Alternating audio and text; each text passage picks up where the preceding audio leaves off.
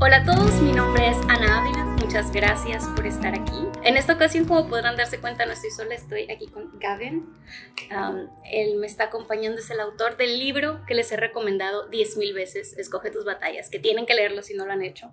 I actually had this video where I shared some notes with them about the book and I just titled it Having a Conversation with Gavin Ortlund, and it was a little bit clickbaity, pero ahora he's actually here, ahora está aquí con nosotros y vamos a tener una conversación. Thank you very much, Gavin. Oh, my pleasure, happy to do it. Y esto va a estar en inglés con subtítulos, lo siento, así que pueden encender los subtítulos. Okay, Gavin, thank you so much again. Yeah, How are you? We're at the National Conference, DGC, so if you hear background noise, that's what's happening in the background. So Gavin, you have a YouTube channel that I love, also a podcast called Truth Unites. Mm-hmm. Could you tell us a little bit about how the project started and why that name? It started 3 years ago, and the basic desire was kind of simple. I just realized there's a lot of people who will never come to my church and probably never read one of my books either, but they are interested in deep questions. And for better or for worse, people go to YouTube with their deep questions. And I was watching lots of apologetics on YouTube and just felt that that would be an opportunity. It's kind of a mission field, you know. What surprised me is I've gotten pulled into all kinds of different conversations. You know, we'll talk about different theological issues, Protestantism, defending Protestantism. So the heart of it, though, is I just want to try to meet needs for people. I want to try to help bring assurance in the gospel. And so the idea is going deeper into theology for assurance in the gospel. So we're trying to look at church history, at different theological issues, but the net result, I hope, is a positive, reconstructive, hopeful focus upon Christ. That's kind of the animating desire of it. Yeah, and how did you come up with the name Truth Unites? Oh, yes.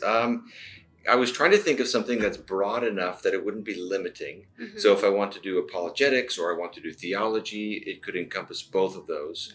And I just believe that we live in a time where there's so much fragmentation and so much pain and division and suspicion and polarization and so many people who, were friends and allies in ministry 20 years ago, and there's been fallings out and all, so much of that.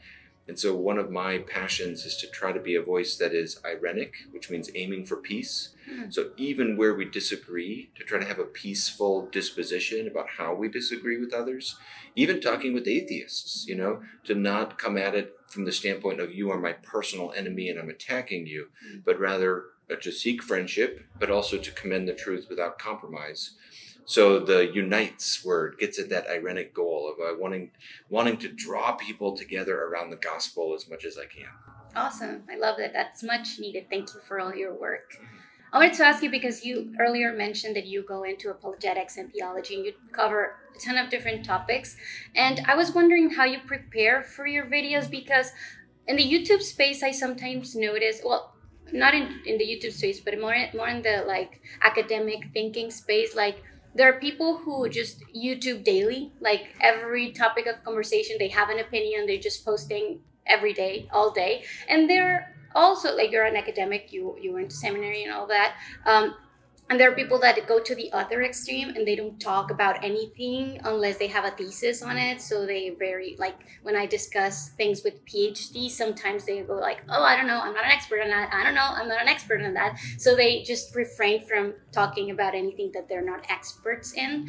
But I noticed that you both, you're not talking about everything all the time, but you do cover a variety of topics. So how do you prepare and how do you balance that, not falling into the trendy, let's talk about everything, nor hiding from the fact that, hey, I'm not an expert, but I have stuff to say on this and I want to share it with you. Right. This is a constant question I'm asking myself of what do I focus upon? Now and again, I will talk about a current event. Mm-hmm. I'll do a response to someone or something like that.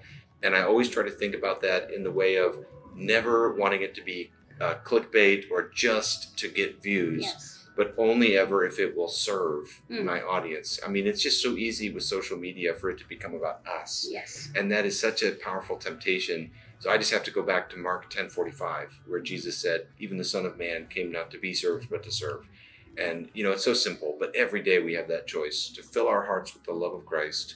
So we're not in a position of needing that, but we're in a position of wanting to extend that to others and to serve others with our lives. And YouTube can be a way to serve people. So I try to choose topics that focus a little bit more on substance rather than just something that's noisy or exciting, but something that goes a little deeper. And I'm amazed at how many people will really watch an hour-long YouTube video on a deep topic. Yes. People are thirsting for that substance. And then I just try to think of topics that I have enough expertise in. I don't have to be a total expert, but I need to know enough that I can be helpful. Yeah. And I write out a script, write out every word. I don't always say every word, but I prepare diligently because you want to make it worth people's time. And then the guiding question is just what will help people? What are the questions people are working through? I think a lot of people have anxiety right now, deep anxiety about their faith, about their denomination, about other theological issues.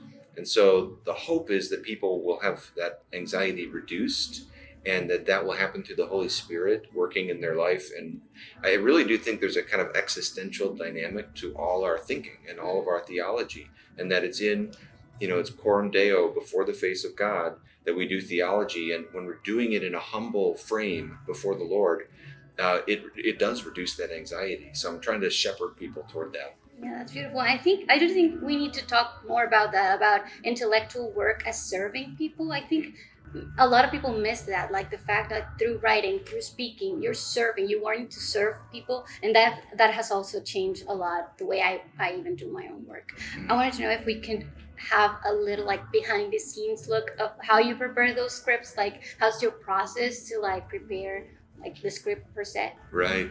It depends a lot on the kind of video, but some general principles would be you have to account for short attention spans.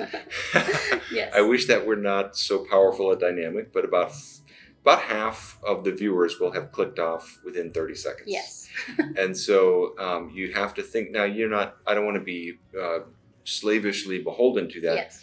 But I do try to immediately state why someone should watch the video. Okay. Early on, I'll give like a sort of table of contents. If it's a longer video, I'll say, here's what this video is about, and here's the 3 arguments I will make. Boom, boom, and just immediately state it. And then I try to be organized. It's always easier for a listener to follow an organized, not just rambling. Yes. And then basically I'm just write out a script. If I have quotes, I'll put them up on the screen. It is a little bit similar to maybe something between like academic writing and popular level writing, where you're talking through in a logical manner, but you're also trying to have a natural delivery. You don't want it to feel robotic.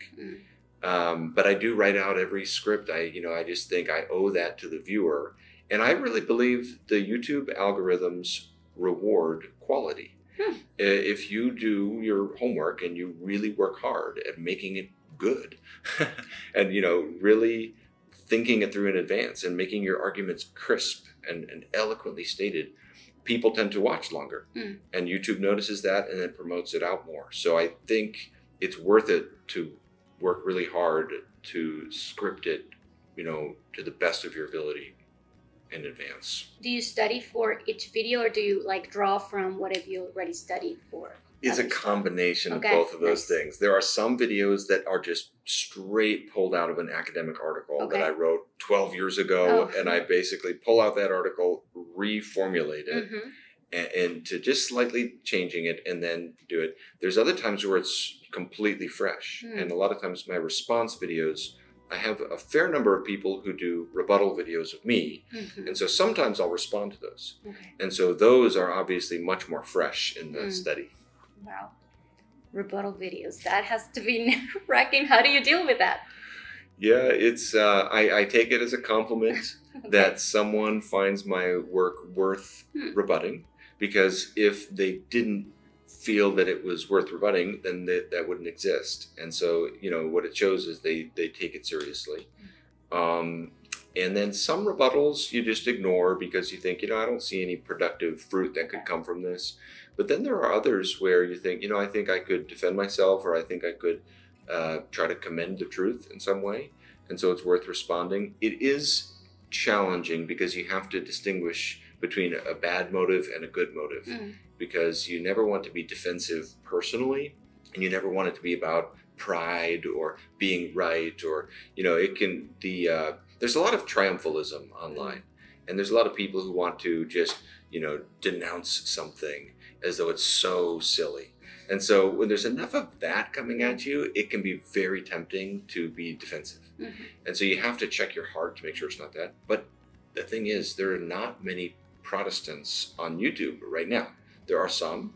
I take that back. There's not many Protestants defending Protestantism on YouTube. There are some, but not a lot. And so when there are rebuttals, sometimes I feel that it's helpful to respond so that people can see there are actually good answers that Protestants have. Yeah, I just heard your videos in response to Ken Ham, Ali Stuckey conversation. Those were great. Thank you for all your work on that. And definitely that's one of the topics that is much needed in Latin America to be discussed. We don't have a ton of resources that don't share that view. That's actually Ken Ham's is probably the most prominent view amongst Christians in Latin America. But every day I've noticed that people are more and more open to discuss other options of interpretation of scriptures. And I was wondering if you had some advice on how to begin on this topic, because I know you've written about it on a popular level and also an academic level. So I was wondering, like, for someone who wants to go deeper, like into the probably academic stuff, how can they go about researching this topic? Well, one thing that I found really helpful is when I'm talking with someone, and this, I guess, is a more of a piece of advice for how to begin in conversation with someone first, and then I'll get into research. But if there's theologians that this person respects who have held to a different view on creation, I find it helps to just point that out. And that way it's not me who's making it's Carl Henry, or it's St. Augustine of Hippo, or it could be Herman Bavinck, or there's so many Christians, faithful, orthodox, godly Christians who have differed on some of the details of creation. So just pointing that out can be a helpful entry point, because then it can help people open up their heart a little bit to consider, maybe this isn't some toxic, poisonous thing, but maybe it's something we can consider a little bit. And in terms of research, there are some great books out there, but I find it so helpful to go back into church history. And I've been so helped by St. Augustine. This book right here is the fruit of how much he's helped me. I'll just mention, even apart from the content of his views, which I get into in that book, but his posture of humility toward the questions. I mean, here's the greatest theologian of the early church, arguably. Certainly probably the most influential theologian in all of church history. And as he's writing, he wrote 5 different commentaries on Genesis. And in each one, he comes to different views. Wow. And it's kind of, and you see him wrestling with it, and you see him kind of admitting when he's uncertain about something. You see him kind of doing what we call triage, saying, well, here's what we really know and is so important, but here's another question, could be the interpretation of a particular verse in Genesis that, I'm not sure. There's 2 options. It could be option 1, it could be option 2, I'm not sure. So I find that when you have a great theologian like that who models that posture of humility, there is just so much we can learn from him. And I think people could benefit. It's not too hard to read.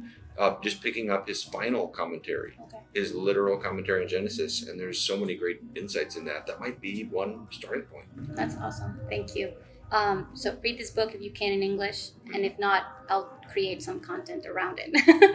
I wanted to ask you a little bit, going back about the YouTubing and apologetics. In Spanish in Latin America, I've seen more and more people interested in getting into the space of discussing theology publicly. That's great, but it can also be dangerous, I guess, like when you go unprepared, or just because, I don't know, emotionally just responding to stuff. So I was wondering, what's your top 1 piece of advice for this young man, young woman that wants to turn on the camera and start talking theology on the internet? Yeah. Okay, I think my top piece of advice would be to make sure it's about meeting needs for others. And that seems so basic, but I remember thinking about that early on and thinking about, no one should ever just watch my YouTube videos for me. No one should do it as a favor to me. I should be meeting a need for them. Yes. I should be answering a question that they have. It doesn't necessarily need to be an intellectual need. It could be a spiritual need. I could be that the video could be just reminding them of God's faithfulness in some way or something like that. But there are a lot of people who have these deep questions, who are looking for answers. They do go to YouTube for the answer. And so I think we want to position ourselves as a servant to meet needs, to help people. And I think we want to cultivate the compassion of Christ when he wept over Jerusalem as sheep without a shepherd. Yes. The fact is that people in our world are like sheep without a shepherd when they don't have Christ in their life. And so we need to know that, and we need to have compassion on them. We need to, be like a shepherd to them. We need to direct them to Christ, to the truth of Scripture, to theological wisdom, and try to meet needs as best we can. And, when we do that, people, it works. People can tell that we're trying to help them. Yes. And so that would be my main advice, is to humble yourself into the role of a servant. And as best as you're able, meet needs according to your own personality and calling and expertise and so forth. That can look like so many different things. But if that's the focus, I think that's more glorifying to the Lord. And I think it's just more pleasant and fun, and your channel will probably grow more along the way, because nobody wants to watch a video. It's all about the producer. We all want to watch a video that helps us in some area of life. Well, thank you. Before we go, 3 books that changed your life, like your personal level, 3 books. Yeah. Okay, I'm going to start with Augustine again. Okay. I know I'm talking about Augustine you love him. That's a lot. Okay. I love him too. But there's nothing quite like Augustine. But I'm going to mention a different book of his, and that's his Confessions. Oh, yes. So this is one of the great books in all of church history for its spiritual qualities, as well as its theological qualities, as well as its literary qualities. It's a great piece of literature. It's spiritually profound. It's theologically deep. And it just introduces you. It's like a great window into the question of what is Christianity. It really lays things out so wonderfully. I'm going to say a second one would be C.S. Lewis. Love it. I'll mention my personal favorite is the Space Trilogy. I haven't gotten to it. Okay. I have it at home, but yes. On the to-read list, yeah. I like the third one called That Hideous Strength. Oh, yes. And I have to warn people, it's kind of a strange book. If they're expecting it to be like the Narnia books, they should be forewarned that it's pretty different. Okay. It's a harder read. It's kind of a weirder book. But he's a great writer, and he has so much insight about modern culture.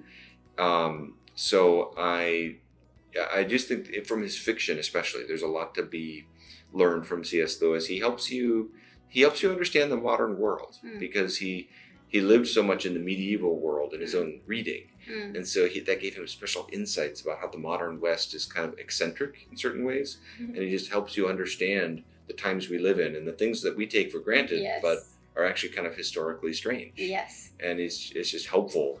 So he's a great stimulus for that. The last one, I'm going to say Richard Sibbes' A Bruised Reed. Now, this is one of the books by the Puritans. Okay. So Richard Sibbes, one of the great Puritans, and it's all about the gentleness of Christ. It's all about, there's a verse in Isaiah talking about the Messiah that says, "A bruised reed he shall not break." And so it's all about how Christ does not, he's not taxing and exasperated with people who are weak and struggling. Your brother wrote about this, right? Yes. Manso y humilde. It's also in Spanish. Okay, yes. Okay, gentle and lowly is very similar. Yes. Very, very thematically related. Don't read his brother. Read Richard. Well, Richard Sibbes would be great. My brother's book is great as well. It is. And there's another Puritan named Thomas Goodwin that my brother really drew from in his book. Oh, yes. So a lot of the Puritans have that great emphasis. But it's just something we sometimes lose, is the gentleness of Christ. We forget that we can go to him in our weakness and be honest, and he's gracious and kind. So that book by Sibbes is fantastic. Thank you. Thank you so much for taking the time to be with us. My pleasure. Go subscribe to Truth Unites and go read these books and the others Gavin has written. And gracias por estar aquí. Nos vemos a la próxima.